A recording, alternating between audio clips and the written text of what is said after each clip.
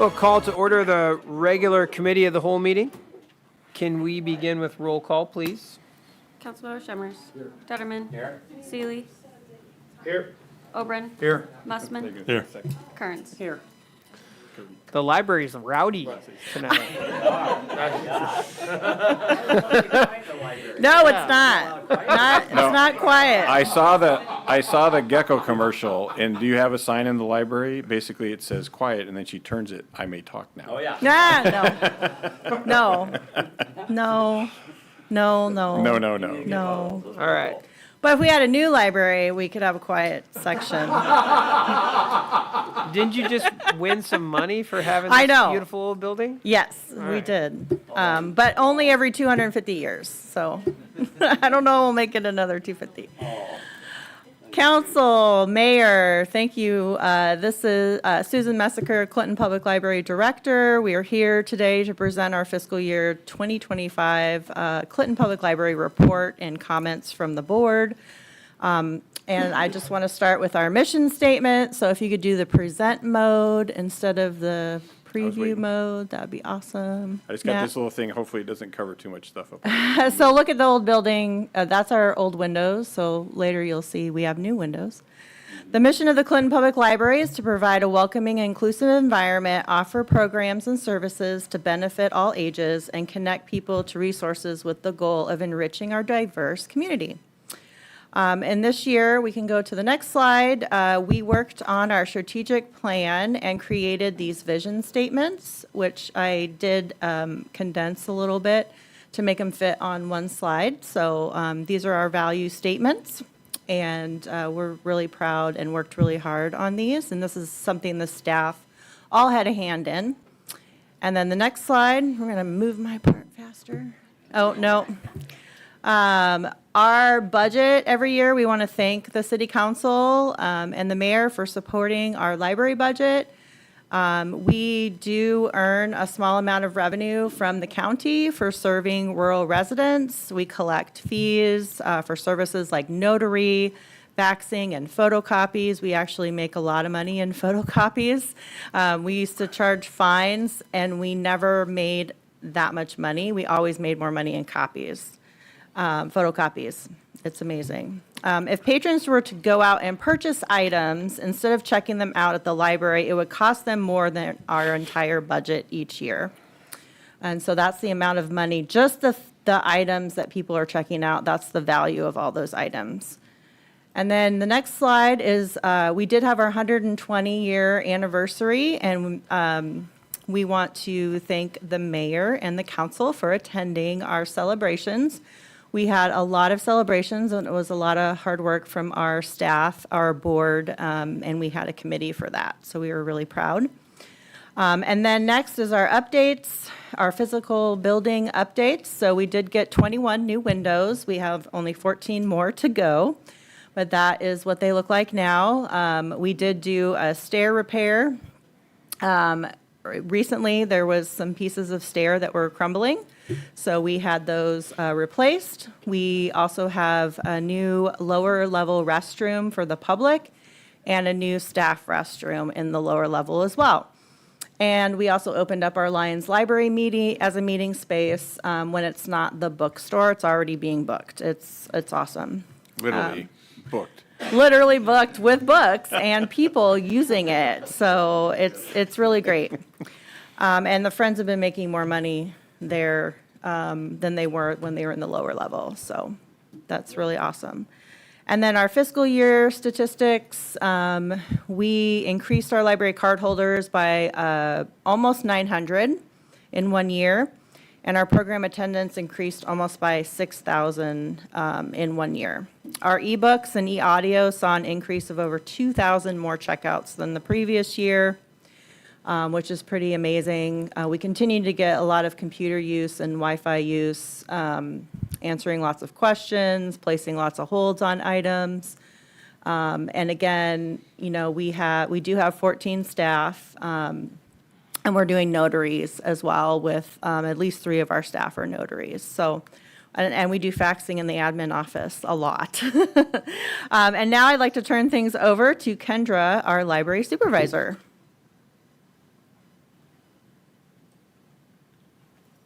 Hello, everyone. So, first I'm going to talk about our career services.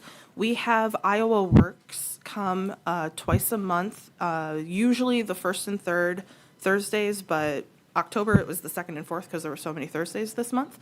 But Marcus Harris comes and he helps patrons with resume assistance, registered apprenticeships, virtual workshops, and other service referrals. This is something that we really strive to provide different services for our community, and this really meets a lot of the needs that we've been seeing when people come in asking, like, we need help with building a new resume, getting that thing updated, making it look better aesthetically, and we just don't have the staff time to help people with those things all the time. So having Marcus from Iowa Works here regularly really helps with that. And then another really great service that we have is our homebound delivery, and it's being very well utilized. We were able to bump up our participation this last year, and we served an average of 27 patrons a month with a total of 1,400 checkouts. Our homebound coordinator, Nellie, puts together curated bags of library materials that can include books, audiobooks, DVDs, and periodicals based on the patron's interest. We have 9 dedicated volunteers who deliver these materials. Some of them just drop them off at the facilities. Some actually sit and stay and chat with these people, which is really great for their social needs as well. They feel really taken care of between Nellie Services and our volunteers. We serve individuals at their homes, but we also serve the nursing homes and assisted living facilities, the Regency, Alverno, Bickford, Eagle Point, and Sarah Harding. And then on to our adult programs. We, again, continue to offer a variety of programs that interest adults. We vary from genealogy nights to help folks learn about their family's past, book clubs, game nights, music performances, crafts, health and wellness. If you go on to the next slide, there's more listed of everything that we've done. And that's actually not everything that we've done. That is just highlights of what we've done. And so we have, we've also done our library talks where we get the public to come in and voice their opinions about our services, how we're doing. And so we offered over 200 adult programs with almost 1,800 attendees. And we will be hosting an open house this November 14th from 5 to 6 is a ribbon cutting ceremony, which you are all invited to attend. Please come.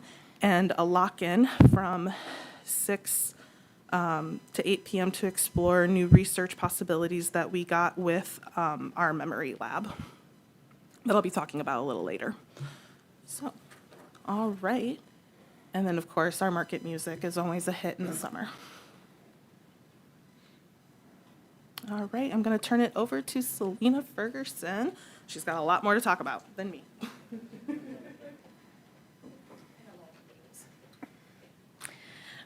So our makerspace is still doing well.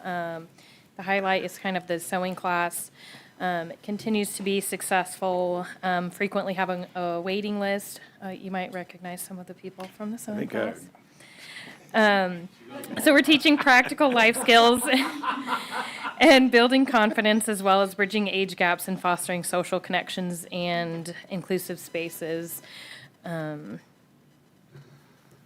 Next slide, please. Oh, there we go.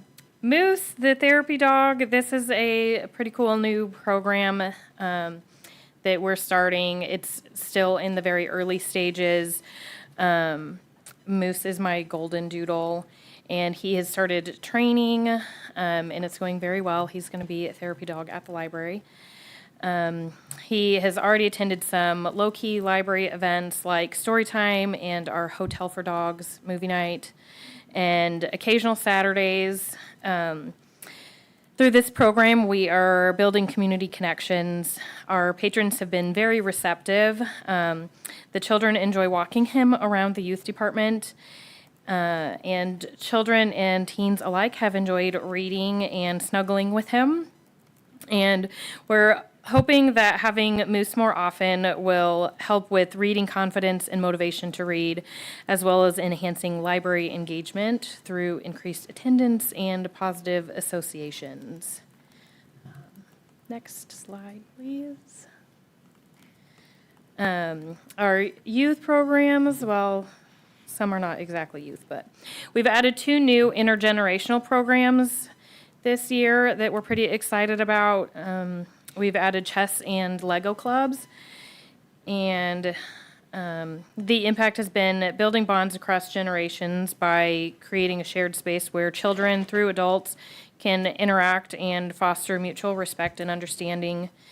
It's been really fun watching the adults teach and coach these children when it comes to chess, and just seeing them all learn from each other and build bonds. It's been pretty cool.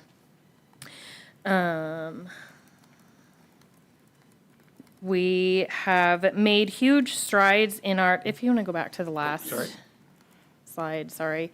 So we've got our intergenerational programs on there, but most of these are our teen programs. And so we've made huge strides in our teen programming. We've been working to elevate our teen programming at the library with a big success over the summer. We had a Dungeons and Dragons series for beginners where teens could learn the basics of the game, build a character, and play a one-shot campaign. We're planning to expand on that interest and offer a D&D club for teens starting in January. We also had Anime Club over the summer where we would watch a couple episodes from different genres of anime and enjoy Asian snacks. We finished the summer with a big teen lock-in at the library where teens hung out at the library until 9 p.m. We had over 20 teens enjoy pizza, book bingo, games, and a movie. Currently, we're offering Vibe Out, which is a teen hangout after school on Fridays with snacks, games, and crafts. And we just recently had our second Frankenplush, where teens could tear apart stuffed animals and then sew them back together to create their own new monster plush. Next slide. And this just has all how many programs on-site and off-site that we did, and attendees we've had a lot. And so if you want to go to the next slide, actually I think 2 slides are just photos from a bunch of the programs that we've had. So in the youth department, we continue to have lots of fun, interactive, and educational programs, including community members whenever possible. So I apologize for the chaos of photos on these slides, but we have a lot of stuff going on. Spring break, these are all the things that we had going on during the week. And if you want to go to the next slide, there's some photos from it. We had another successful spring break week packed with activities for all ages. We had book bingo and a book walk where participants could win free books. And we held our first ever speed puzzle competition, which was heaps of fun. And we added some new fan favorites with mini golf in the library and our Swifty Partay. Next slide. So the adults participated in this Clinton Reading Challenge again this summer. And for the second year in a row, we won. Yay. Go Iowa. And we had a lot of fun events for children and families. If you want to go to the next one, this is just some logos, and then we've got a couple slides of pictures. So just be looking for the things. We had balloon twisting, a magic show, a juggler, bats and other critters, Boom with the Science Center of Iowa, Maker Camp, Art Camp, pool story times, Summer Splash with the Clinton Fire Department, foam cannons, and somehow not pictured, we also had story time with alpacas. Is it on one of the other slides? Oh. Oh, yeah, there it is. That was really fun. Okay, next slide. We have lots of fun at the library. Oh, too far. There we go. Okay. We participated in many outreach events this year, including preschool story times, the CCSD after-school program, the elementary school days, elementary school field days, and even Comanche wanted us to come to their elementary school. We did Josh the Otter with the Rotary and the bike rodeo, and we participated in the Parks and Movie Nights with the Parks and Rec Department, and a lot of other things that I probably am forgetting and don't have time for. So, lots of fun. Okay, next slide. We hosted another successful information fair with 30-plus community organizations attending and sharing their resources. So just a few pictures from that. And we have now enrolled in the Sustainable Libraries Initiative and have held several programs, seen here, to help us work towards our goal of becoming a more sustainable library. We even have a little mascot shown here to help us promote our programs and remind staff to recycle. And this is our cute little groundhog mascot. His name's Diggory. And he can be seen all over the library, telling our staff to Never not be seen trashy. again. And next slide. This is my last one. So one of our programs with this sustainability, the Sustainable Libraries Initiative, it has been boomerang bags, which has become kind of my passion. So it's one of our recurring programs now, and this program came about in an effort to eliminate the use of plastic bags for books at the library. So patrons can come in and help us cut and prep fabric or sew reusable tote bags that will get checked out and returned with books, hopefully. But they'll get barcoded so that they can be checked out and remember to get returned. And we just started this back in August, and we've completed more than 30 bags. So we're pretty excited for that. And that is not, I will turn back over to Kendra. Did you bring one of the bags? I did not. I thought about it. Okay. Come to the library and you can see them. Yeah. So like I said, she had a lot more to say than I did. So I've got some quotes here from the community, and if Stephen could go ahead and play Casey's video for us first. She wanted to make it, but her kiddo has a concert, so she went ahead and recorded a video for us to watch.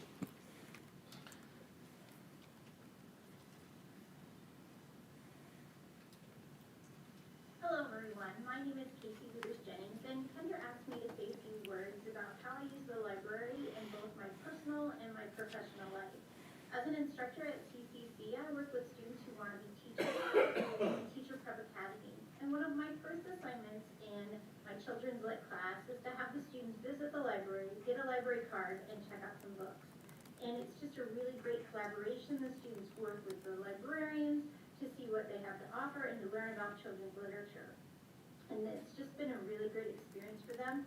One of the best things about this assignment is when they come back from the library the first time they've gone in maybe a few years, and they say, I forgot how much I love the library, it's so great there.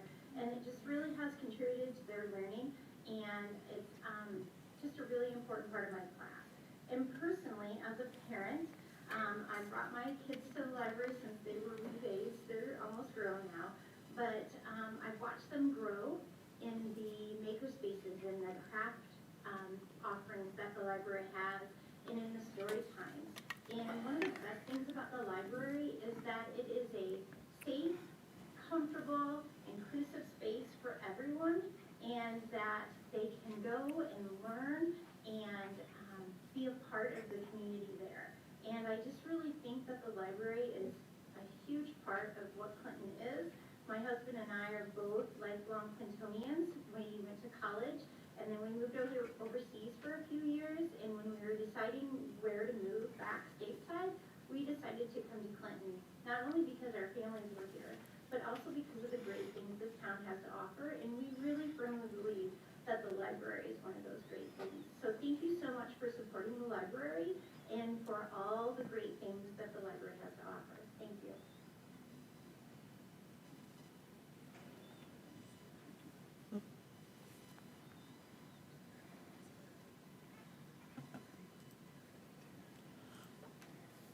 Wow. Yeah, there we go. Okay.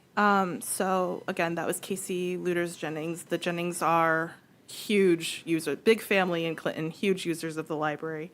And so I was really glad that she was able to do that for us, since she couldn't be here in person.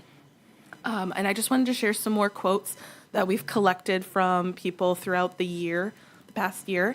And some of these are just really cute because they're little kids. But participants who really enjoyed our speed jigsaw puzzle competition said, "We hope you do this again. It was fun. It's really cool you offered this," a dad said when he attended the Swifty Partay with his daughter, which I thought that was really cool that a dad brought his daughter to that. A child visited the library for the first time today. He was so excited to get a book, he kissed it. Don't recommend that. That's really gross, but really happy for his enthusiasm. "I love the library," said a high school student when we were doing some outreach during their lunch. "They are being terrifically awesome," from a middle schooler. That's high praise if you know any middle schoolers in your life. Ray Bonas was working on a very long blog entry about the history of the City Hall, Clinton City Hall building. So that's what that really big chunk is, but he's also shared with us, "I finally finished that blog entry on the history of the Clinton City Hall building. Thanks for your help. The online Clinton newspapers portable was invaluable."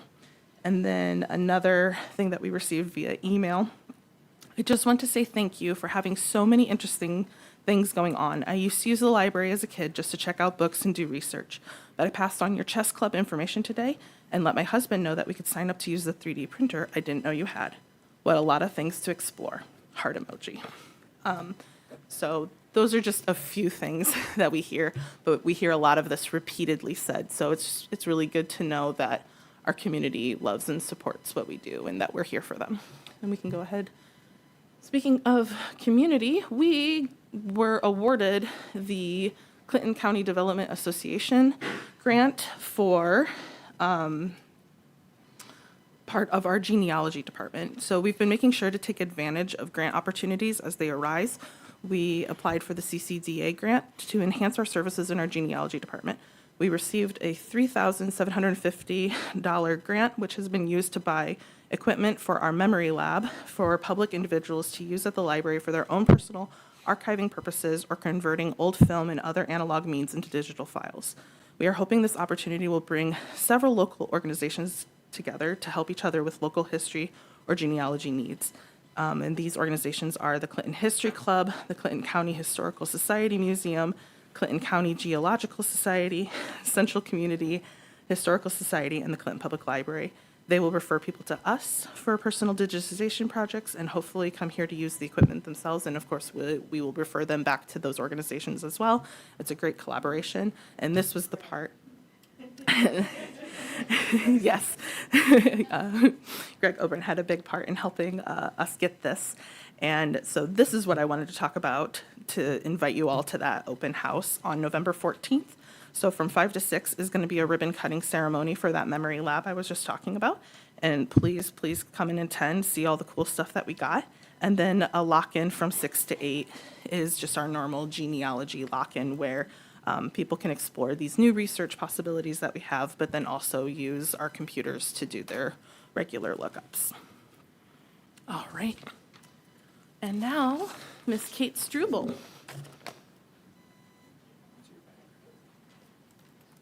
Hello, everyone.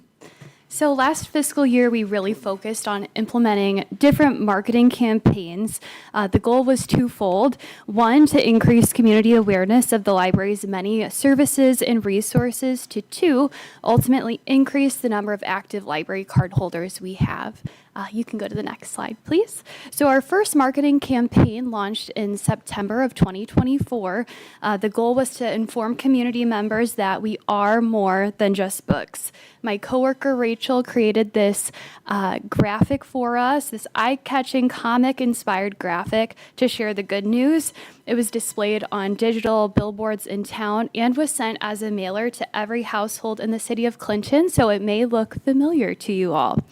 This campaign actually coincided with our first ever Refer a Friend program, where if a person encouraged someone to sign up for a library card and that person did follow through and sign up for a card, both would be eligible to win $50 in River City Gold.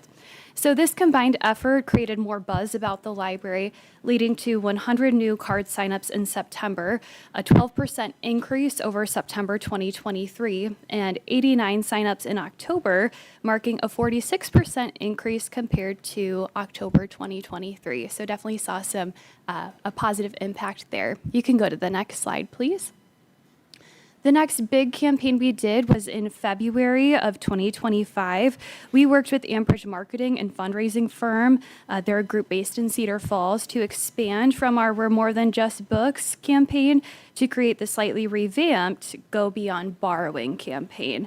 So our main communication strategy, again, was sending direct mailers that coincided with another Refer a Friend program. We chose to focus on postcards once more because ultimately snail mail is still one of the most effective ways to reach every Clinton household.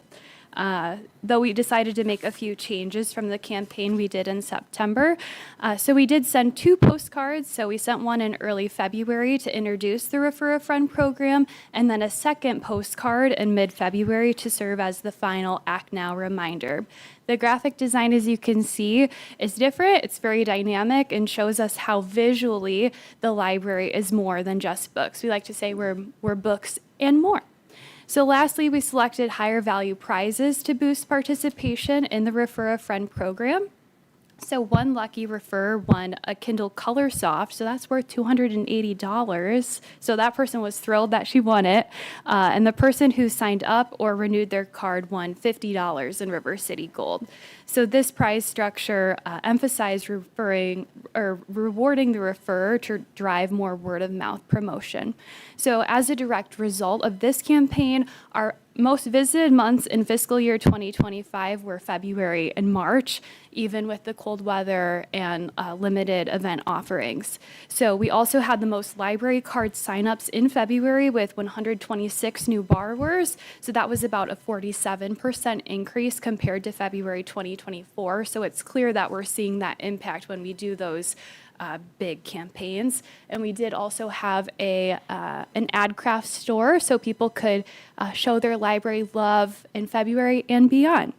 So yes, next slide, please.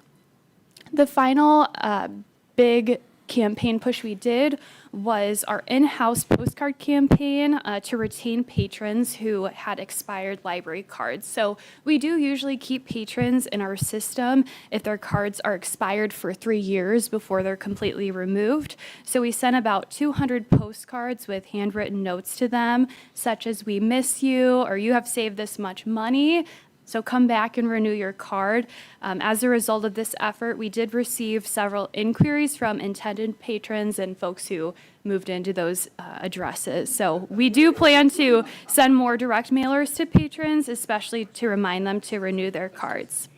So overall, our strategic communication efforts in FY25 did lead to an increase in active library card holders, higher program attendance, and greater community awareness of library happenings. So in the next fiscal year, we'll continue developing creative marketing across coordinated communication channels to boost engagement at the library. So thank you.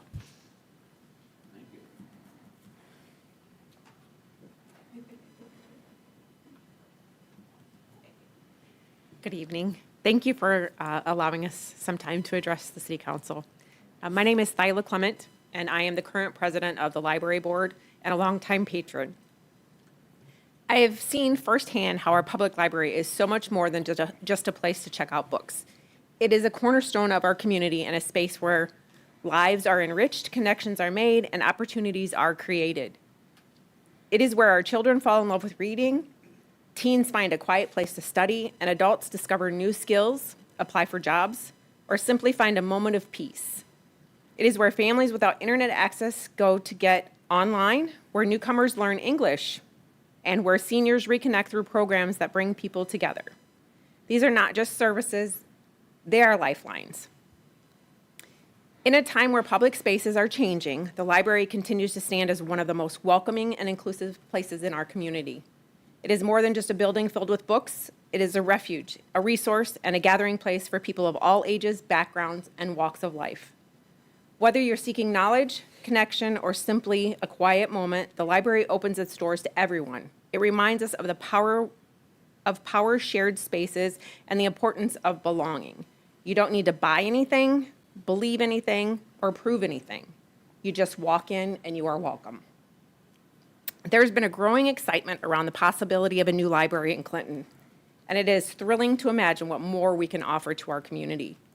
A new facility would allow us to expand our reach, modernize our resources, and better serve every corner of our community. As the board president, I am proud to share that the building committee continues to actively search for a new site as the first step towards making this vision a reality. While the historic Carnegie Library has served us well for more than 120 years, it presents significant challenges.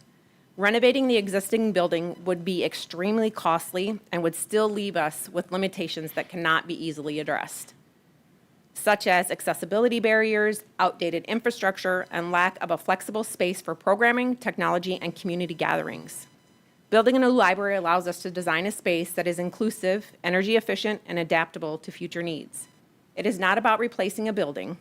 It is about reimagining what a library can do for the next generation. We hope that the City Council will recognize the transformation potential of this project and stand with us to bring it to life. Even now, in its current form, our library is already doing something extraordinary. It is helping people feel seen, supported, and connected. Let us keep showing up for this incredible space, because when we support the library, we are investing in something much bigger, our shared future. Thank you for your time.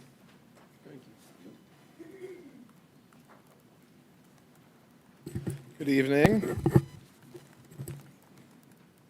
My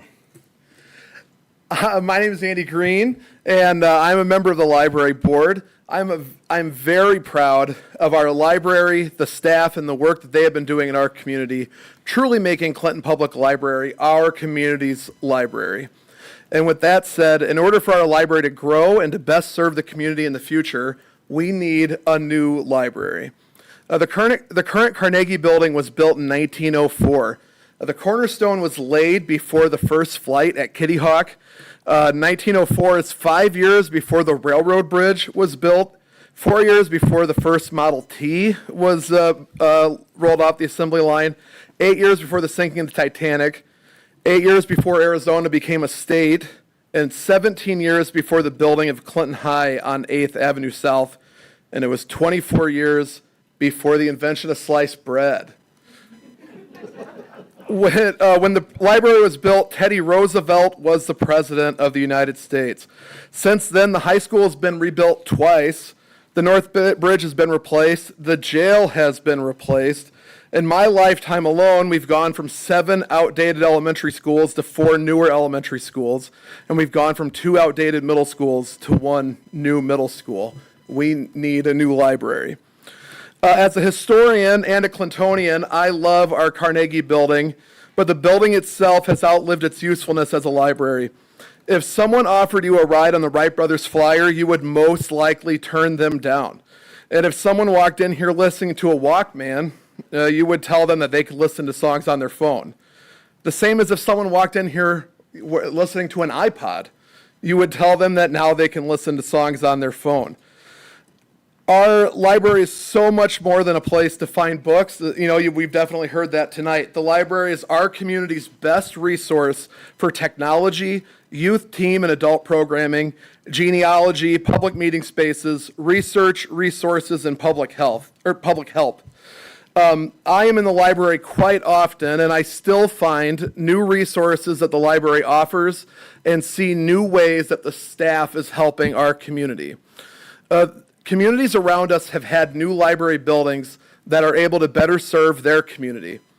Our library is lacking in available space, private meeting areas and study rooms, updates and safety, and any chance to grow. So I know that if we started today, which we really have started this process, it could take 10 years for us to have a new library as a reality. But I am one that I believe that I would like to plant seeds for trees that my nephews will be able to enjoy. So if you're sitting here and believing that we do not need a new library or that the library should not leave the Carnegie Building, please reach out to myself, a board member, or Susie so that we can sit down and have a conversation. With the note that the plan would be to not leave the Carnegie Building empty. The plan would be to find someone that would take on that building. We don't want another empty historic building sitting in town. We know that we have lots of work to do to make this a reality, but that work starts today, and that work will not be successful without the support of the City Council. Thank you for letting us speak today, and thank you for your support of the library. I think there's one more slide. Yeah, there's our Beyond Barring and our QR code if you'd like to go to our website or see our services. Any questions? There's no questions. I'm not taking questions. Are there any questions? My Michael Scott. Councilmember Oberon. So one of the things that has always been in my mind since the school district changed from Wednesday early out to Friday early out is how that has affected our programs at the library. When kids are coming, we had the presentation there about the teen night and the, whatever it was called, that's from 2 to 4 on Fridays. How has that affected how you are doing things, just a general question of that? Yeah, we did change our STEM. We had an after-school STEM program, STEAM STEM program on Wednesdays. Now it's on Tuesdays. So actually, we just decided, that might be a change, even though there's no early out on Tuesday. It just seemed like we're getting more people. And then Fridays, it just depends. So, during the summer, we saw a huge increase on Fridays for teens, but I think we're still kind of figuring it out. I know other libraries have completely canceled any after-school programs, but we've just pivoted a little bit, so. And I think it's been pretty successful. I think Selena would say she's been doing them on Tuesdays instead of Wednesdays. And Fridays, having the teen hang out. So people, teens have somewhere to go. I mean, we're only open till 5, but those lock-ins, they're, later. Just depends, but yeah, good question. Yeah. Sure can. So it also changed, because I visit the after-school program, and it used to be on Mondays, and then with the early out change, it changed our visit. Yeah. You're getting a pink card from the back. Blast, yeah. So I visit the after-school program, and last year it was on Mondays, but because of the early out change, they moved the partner days to Wednesdays. So we were already considering changing our STEM activity to a different day anyway, but like Susie said, we've just kind of pivoted. So now we have an on-site program on Tuesdays, and then the after-school program on Wednesdays, and then we still have our teen program Friday afternoon, and it's been pretty successful so far. Yeah, and again, that'll be for next year's fiscal year 25 or 26 report. Because, yeah, we just started that, so. What was the biggest surprise of something you guys planned to do and hold that kind of blew you away of the folks that came and attended? Well, That I you didn't think would be that? Yeah, I mean, during the 120, definitely, we had a lot of different people come to those events. We have, we had a history of Clinton and Carnegie Library presentation that was, I think, really well attended.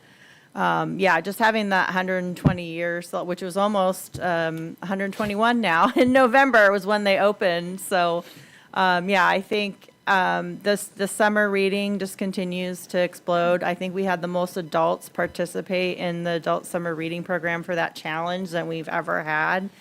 I think that's been a huge surprise because I think this new push is, like DeWitt is working on this. If kids see adults reading, they're going to want to read. And so to have all those adults during the summer read because we're in a competition and that's what they're doing, I think it was great. We had a big push at the end with teachers that submitted their time that they were reading over the summer that pushed us, I think, to beat Indiana and New York and New Jersey and all those other Clintons. So. Yes, we No thought pressure. we were gonna have to, I know, so I think we should invite Clinton, Missouri, so we could do a three-peat on them as a new Missouri library, because Kansas City. But, yeah, Clinton, Missouri would be great to join, and then we could three-peat them and go, look, we could three-peat, but apparently Missouri cannot.